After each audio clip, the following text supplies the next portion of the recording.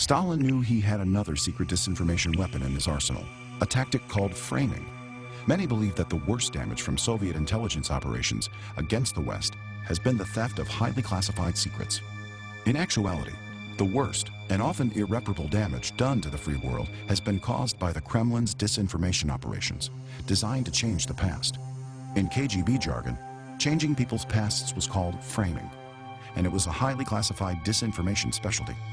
Both Lenin and Stalin successfully purged millions of rivals, opponents, and uncooperative citizens by framing them as traitors or Zionist spies.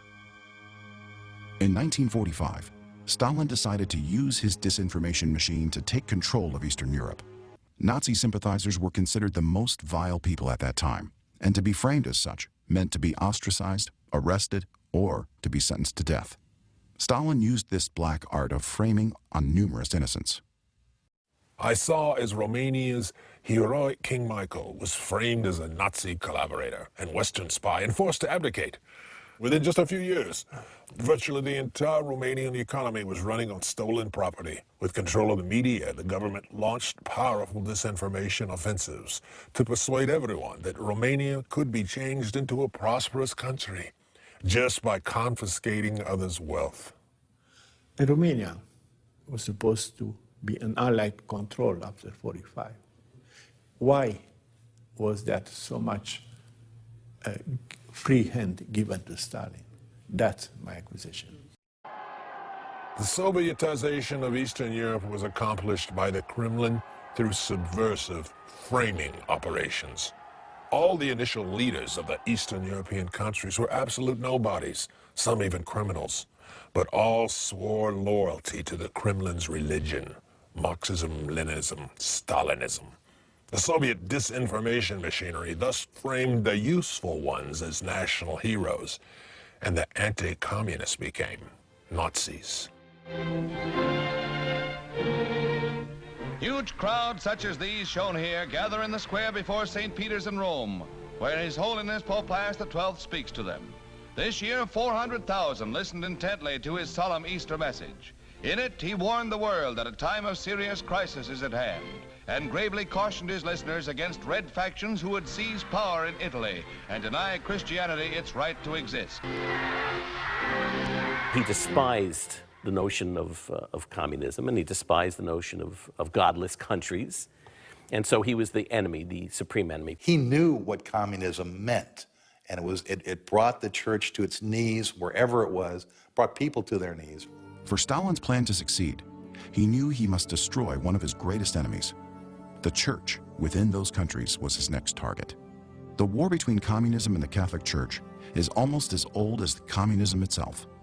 In Russia, Lenin killed thousands of priests and closed most churches to make Marxism-Leninism the country's sole religion. Most Americans and most people in the Western world do not understand what communism is about. Communism is first, way before economic system, is a religion. It has a God, his name is Lenin.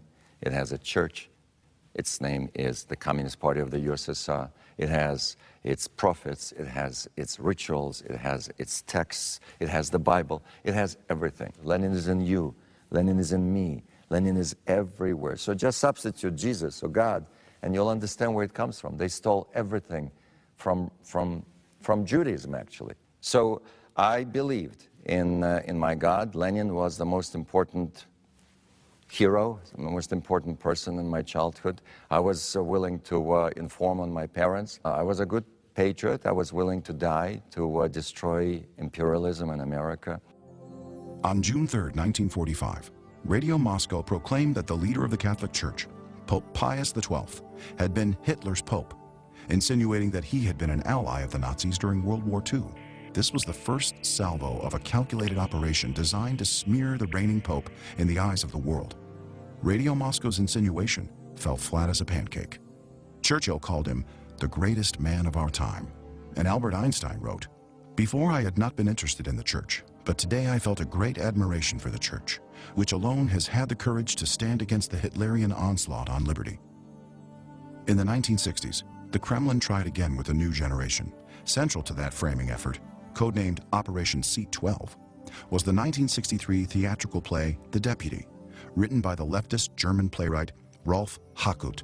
It had the KGB's hands all over it, and it proceeded to promote the idea that Pius XII was Hitler's pope. If you plug in, it's not just a play, but it's the whole Soviet disinformation mechanism behind the play that's promoting the play, doing books about the play, having the play translated and produced, and making kids in high school in the Soviet Union and other satellite nations go see it each year. This man is in ground zero in Rome, surrounded by hostile forces. No one seriously doubted where the Pope stood during the war. This all came up afterwards, after the Soviet plot came in, beginning in 1963 with the play of The Deputy. They used the network of the Roman Catholic Church to save Jewish lives. Every rectory, every convent, every school throughout Rome became a sanctuary for Jews. In Rome, they saved about 8,000 Jews that way, and had one of the highest percentages of anywhere people being saved. There are a lot of testimony from Jewish people who say, you know, I was there, or my relatives were there. The Concordat that was signed with Germany enabled the church to save converted Jews. He was infiltrated by spies and still managed to save Jewish lives, which were not part of his flock.